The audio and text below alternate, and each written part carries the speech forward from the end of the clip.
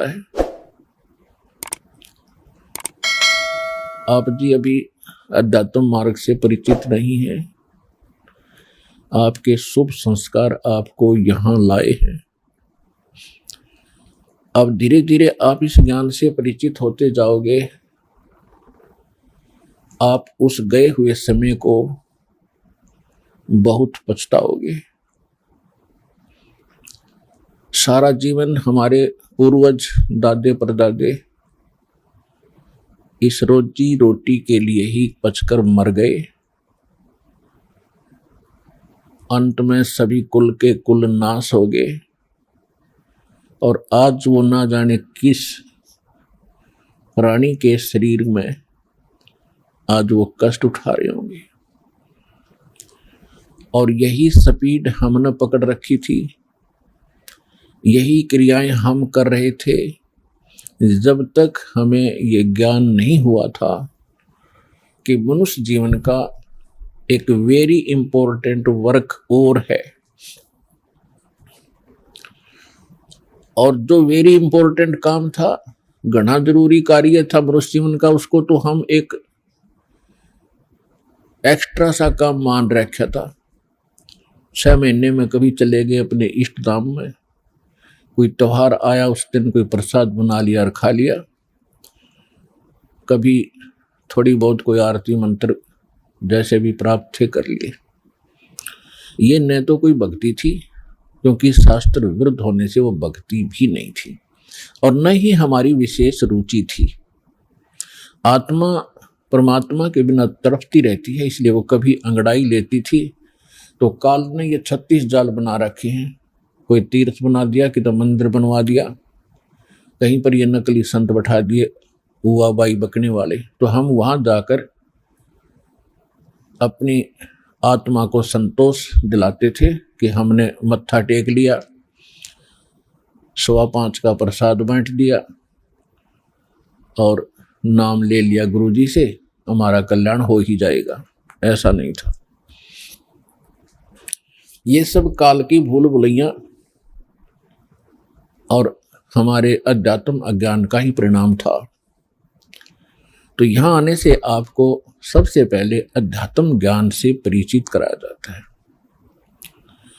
इसके साथ साथ आप पर आने वाले सभी संकटों का भी निवारण परमात्मा करेगा, क्योंकि आप उसके बच्चे हो, आप उसके बेटा बेटी हो।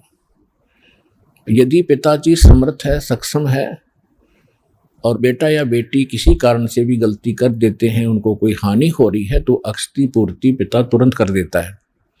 यदि वो पुत्र और पुत्री भविष्य में माता पिता के अनुकूल चलना का वायदा करें। इसी प्रकार हम बिगड़ गए हैं, अपने परमात्मा पिता से विमुख हो गए थे, और इस काल के जाल में फंस के हम अनेकों कष्ट उठा रहे हैं। जिसमें हम परमात्मा के पुनः समर्पित हो जाएंगे, वो हमें फिर सभी सुख देगा, उस पिता की तरह जो अपनी संतान को देता ही है। तो आपके ऊपर एक विशेष रहम किया है दाता ने, ऐसे समय में मानुष जीवन दिया, और फिर पिछले शुभ संस्कार आपके यहाँ प्रेरित करके लाए हैं। यहाँ पर कोई भी पुण्यात्मा भले ही कोई किसी रोग के कारण आया है, कोई अन्य संकट निवारण के लिए ही यहाँ पहुंचा है, उसके लिए वो दुख, वो कष्ट, वो संकट एक वरदान सिद्ध होगा, यदि वो इस मार्ग पर ढंग से समझकर टिका रहा तो। क्योंकि कोई भी ऐसी वस्तु नहीं होती जो तुरंत कर दी जावे।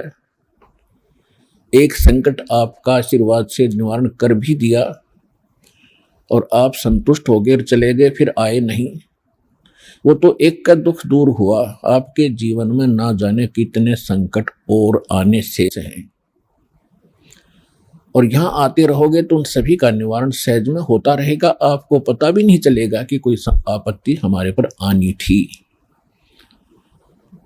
उसको परमात्मा पहले ही दूर कर देगा। किनके संकट दूर करेगा? जो परमात्मा पर समर्पित हो जाएंगे। समर्पित हमने कैसे होना है? जैसे पति भरता स्त्री अपने पति के अतिरिक्त किसी अन्य पुरुष में कभी भी पति वाला भाव नहीं करती, तो उसका पति उससे विशेष प्रेम करता है, विशेष उसका ध्यान रखता है। तो हम अपने पति से, अपने मालिक से, अपने स्वामी पूर्ण परमात्मा कबीर देव से हम दूर हो चुके हैं। हमने यहां आकर के 36 खत्म कर लिए। कैसे कर लिए? कभी हम शिव की पूजा करते हैं, उसको मालिक मान बैठते हैं, कभी हम गणेश को मालिक मान बैठते हैं, कभी हम विष्णु जी को, कभी हम अन्य देवी देवताओं या गांव के किसी भैरव भूत बेतालों को। और ये ऐसे सक्षम नहीं हैं जो हमें कुछ सुख दे सके। ये ना हमें दुख दे सकते, ना ये हमें सुख दे सकते, क्योंकि ये केवल हमें किया कर्म ही देते हैं। और पूर्ण परमात्मा सत्य पुरुष कबीर देव, कबीर साहिब, ये हमारे सभी संकटों का निवारण करते हैं। ये सक्षम है। हमारे जीवन में आने वाले यानी प्रारब्ध में, किस्मत में किसी भी प्रकार का कोई संकट है, उसका ये निवारण सहज में कर देते हैं। ये कब करते हैं? जब हमारी आस्था 100% कबीर परमेश्वर में हो जाएगी और अन्य किसी भी देव से हम कोई भी वस्तु की डिमांड स्वप्न में भी नहीं करेंगे। किसी भी प्रकार का कोई संकट है तो अपने परमात्मा कबीर जी से ही हम अर्जी लगाएंगे हृदय से। कुछ समय के बाद आपका स्वभाव बन जाएगा इस ज्ञान और समाधान और इस भक्ति के कारण कि आप पर कुछ भी आपत्ति आवेगी, आप केवल हे बंदी छोड़, हे परमपिता परमात्मा कबीर साहिब, आपके मुख से यही निकलेगा। तो उस समय परमात्मा आपके साथ हो लिया। फिर उस आत्मा के जीवन सफर में कोई भी संकट,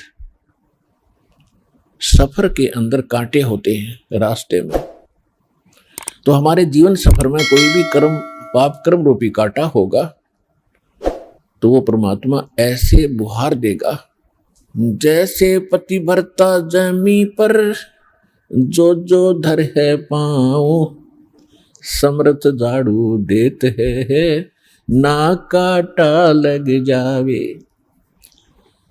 उस समर्थ को भूल कर हम परमात्मा से दूर होकर संसारिक लोगों से, संसारिक इन अधिकारियों से और इस 3 लोक के भगवान देवों से, हम इनसे अपना संकट निवारण की इच्छा करते रहे।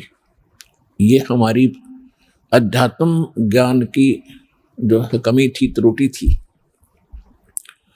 और जब हम परमात्मा से ही सब कुछ डिमांड करेंगे, इनके ऊपर समर्पित हो जाएंगे, तो परमात्मा कहते हैं जिस समय आप गर्भ के अंदर थे उस समय आपके साथ कौन था? ना माँ थी, ना पिता था, ना कोई अन्य सगा संबंधी था। अकेले आप और परमात्मा, बीच में कोई नहीं था। उस समय आप सीधी पुकार कर रहे थे, हे परमात्मा मुझे इस नरक से निकाल दे। माँ के गर्भ में बहुत पीड़ा होती है।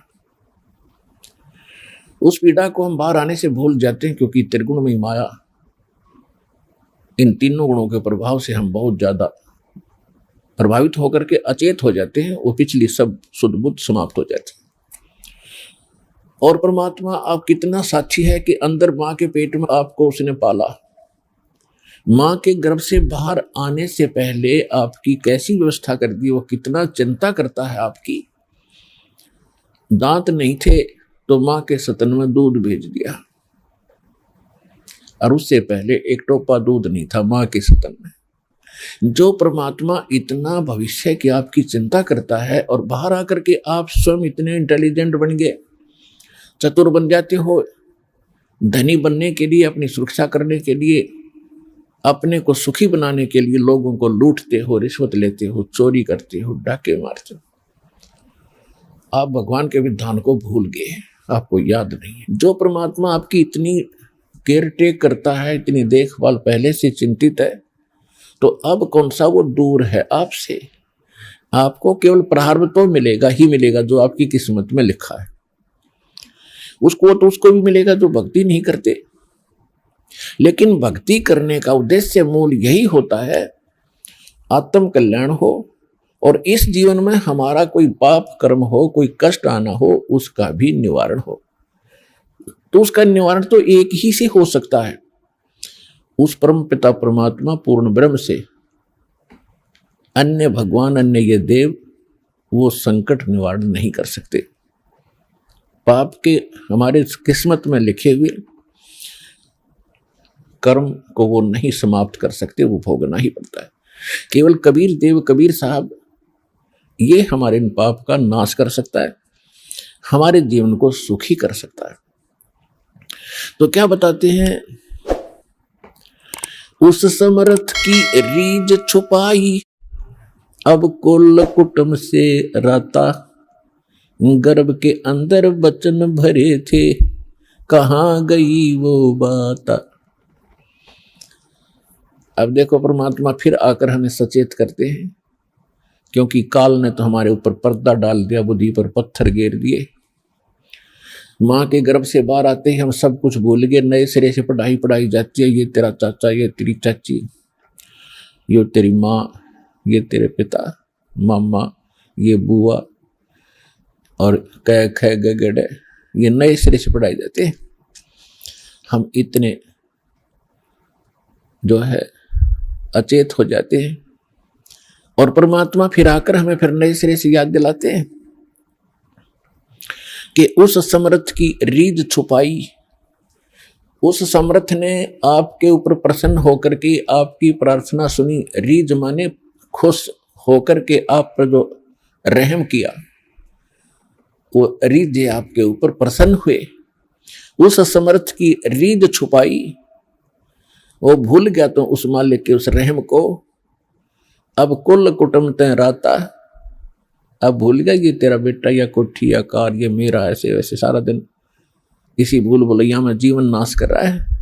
और गर्भ के अंदर बचन भरे थे, कहाँ गई वो बात। अब परमात्मा याद दिलाते हैं, अब कहाँ गई वो तेरी बात जब यूं कहा था माँ के पेट में कि हे परमात्मा एक बार मुझे बाहर निकाल दे, कभी भी गलती नहीं करूंगा, आपकी याद गणी रखूंगा और आप पर पूरा विश्वास करूंगा। निर्वाह के लिए कार्य करते समय भी आपकी याद कभी नहीं भूलूंगा। और अब हम क्या करते हैं, केवल संसारिक इन कार्यों में सारा जीवन लगाते हैं। भगवान की याद तो कभी कोई चर्चा करता तभी आती है, ना तो स्वप्न में भी ना आती है हमारे को। तो उसके लिए क्या बताते हैं कि वो परमात्मा जब आपको माँ के गर्भ में भी सुरक्षित रखता है, आपके बाहर आने से पहले आपके आहार के लिए माँ के स्तन में दूध भेजता है, तो आगे आने वाले जीवन में जो तूने जैसा किया है उसमें क्या वो कमी करेगा। तो इस आधार से भी हमने उन बुराइयों से हट जाना चाहिए जो हम स्वयं धनी बनना चाहते हैं। चोर मिलावट करके, झूठ बोल के, चोरी करके हम इस तरह जो धनी बनना चाहते हैं, रिश्वत लेकर, तो ये हमारी भूल है। ये पैसा ऐसे एकत्रित किया हुआ आपके पास नहीं रहे। परमात्मा आप पर रहम करेगा और उसकी भक्ति सत्य करोगे तो जो प्रारब्ध है वो तो आपका मिलेगा, लेकिन उस प्रारब्ध के अंदर जो कांटे हैं कर्म के वो नहीं दुख देंगे, और फिर प्रारब्ध से अधिक भी देगा, क्योंकि परमात्मा के पास वो समर्थ है, वो उनके पास एक वीटो पावर है, वो केवल कबीर साहब के पास है। जैसी आपकी श्रद्धा और लगन देखेगा, विश्वास और दृढ़ता देखेंगे, तो आपको किस्मत से अधिक भी देंगे, अच्छा भी देंगे, और आपके पाप रूपी कर्मों के कांटों को भी वो पहले ही निकाल देंगे। आप तक तो आने भी नहीं देंगे वो, जब आप पर समर्पित हो जाओगे उनके ऊपर। कैसे समर्पित होंगे? और फिर वो कैसे करेगा? जो पति भरता पति से राती, आन पुरुष नहीं भावे, बसे पी हर में सुरत प्रीतम में, ऐसे ध्यान लगावे। कि जैसे पतिव्रता अपने पति से ही लीन रहती है, आन पुरुष अन्य पुरुष नहीं भावे, उसके मन में स्वप्न में भी नहीं आता अन्य पुरुष के प्रति कोई भी कुविचार।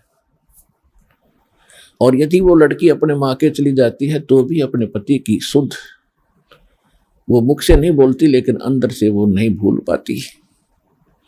ऐसे ही आप उस परम पिता पर आश्रित हो जाओगे। कहीं पर भी आप काम कर रहे होगे, किसी भी फील्ड में, चाहे दुकान, मजदूरी, किसानी या नौकरी, तो आप उसी लड़की की तरह उस पर अपने पति यानी कबीर भगवान को, परमात्मा को, उस मंत्रों को, उसके रहम को आप कभी भूल नहीं पाओगे। तो उस समय आपका नाता उस परम पिता से जुड़ चुका है। यदि आप पल पल पर भूल जाते हो, याद नहीं रहती है भगवान की मेहर, तो अभी आपकी समर्पण भाव में कोई कमी है, जिस कारण से भगवान ने आपको दृढ़ता से नहीं पकड़ा है। तो जब आपको परमात्मा दृढ़ता से कैच कर लेगा, आपकी सच्चा समर्पित भाव देख लेंगे, वो तो अंतर्यामी है। तो उस समय कहा है कि जैसे पतिव्रता जमीन पर और जो जो धर है पांव, जितने कदम रखती है, समर्थ झाड़ू देत है, ना कांटा लग जाए। इतना दयालु है ये कबीर भगवान। आपके जीवन रूपी सफर में आपके कदम रखने से पहले आपके वो पाप रूपी कांटों को बुहार देगा, झाड़ू दे देगा आपके रास्ते में, कि कहीं मेरी प्यारी आत्मा को कांटा ना लग जाए। अब दास देख रहा है, जिसने आज 20-20 वर्ष हो गए नाम लिए, ने 10-10 वर्ष हो गए, 15-15 वर्ष हो गए, 5-5 वर्ष हो गए, 6-6 वर्ष हो गए, अब वो कितना सुखी जीवन जी रहे हैं। और उनके घरों के पास में, दूसरे रिश्तेदारों में, अपने घरों में दूसरे चाचे ताऊओं में के कर टूट रहे हैं, और कितने कितने दुखों का वो सामना कर रहे हैं। तो वो इन पर भी आने थे, आज उनको पता भी नहीं कि हमारे ऊपर कोई कष्ट आना था, क्यों आया ही नहीं। तो पुण्यात्माओं, आज उन भक्तों से पूछकर देखना आप, क्योंकि आपको यहां इकट्ठा इसलिए किया जाता है, आपसे पहले लगे हुए बच्चे, भाई बहन आपके भी यहां आते हैं, और वो आपको अपना अनुभव सुनाते हैं कि हम ऐसे दुखी थे, और जिस दिन से दीक्षा ली है, मालिक की शरण ग्रहण की है, हम पर कोई संकट नहीं आया। आपको दृढ़ता मिलती है, आपको विश्वास होता है, और वो सच होती है। जब एक आम आदमी जिसको आप जानते नहीं, वो आपको जानता नहीं, पता